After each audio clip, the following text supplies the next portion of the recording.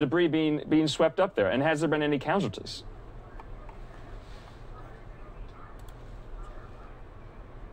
One was seriously injured. No one has died from this EF2 tornado that swept through last night.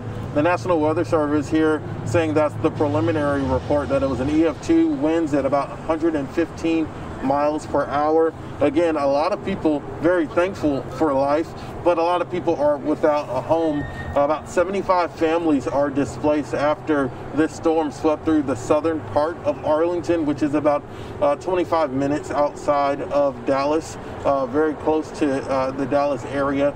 And so we've been talking to people describing the roof being peeled off. As you can see, the roof behind us right now, they're trying to clean up that debris. The roof is on multiple cars, some people standing outside seeing if their car is in any good shape to be able to be removed after they clear this area. But a lot of damage. The good news is no lives lost and no serious injuries.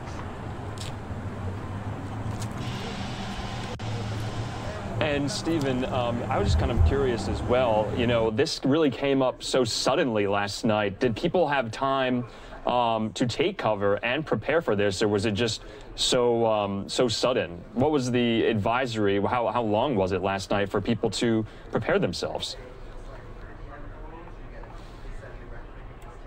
So around the 8 o'clock hour yesterday, there were multiple severe thunderstorm warnings. It was a long line that kind of went across the Metroplex, our metro area here in Dallas-Fort Worth. And then around that 9:30, 9 o'clock time, that's when things got more severe. Sirens were going off. I actually worked last night, and in the area that I was in, which is about 15 minutes away from here, we could hear the sirens very loud, blaring. A lot of people on social media talking about hearing the noise and the sirens. And so there had been warnings for about 30 to 40 minutes about severe weather prior to the real storm approaching this area.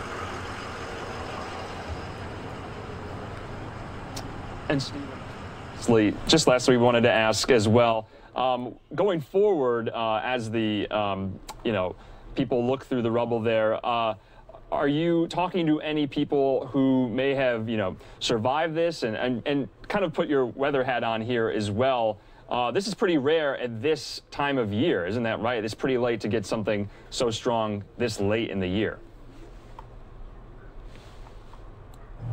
Yeah, I know the Dallas area is no stranger to severe weather. We actually had a EF3 tornado closer to the Dallas area back in October, so we just kind of hit a year anniversary for that, but definitely no one expecting a tornado to happen the day or 2 days before the Thanksgiving holiday, where a lot of families being urged to not gather, but I mean, let's be real, some are gathering. And so we talked to some people out here. One woman told me that she had her Thanksgiving preps already done. She was sitting on the couch last night, and then that's when the storm happened. She said her granddaughter covered her body, and then the ceiling fan fell on top of them and some other debris. She came back today here with her family members, and they were able to recover her husband's ashes. And she says that she's thankful for that, and she's thankful that she'll be able to still spend this day tomorrow with her loved ones. And so everyone being thankful. Of course, it's a terrible time. Everyone has been focused on a pandemic and just staying healthy and surviving that. And then on top of it, 75 families are displaced because of a tornado. Again, the good news out of this is no serious injuries and no one has lost their life. All right, Fox 4's Stephen Dial there in, I believe, Arlington, assessing the damage after that tornado last night. Thanks for the update, Stephen. Appreciate it.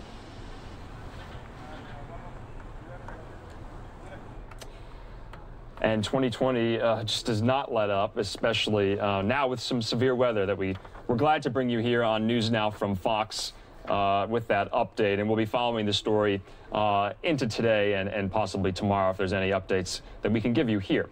We want to take a quick commercial break.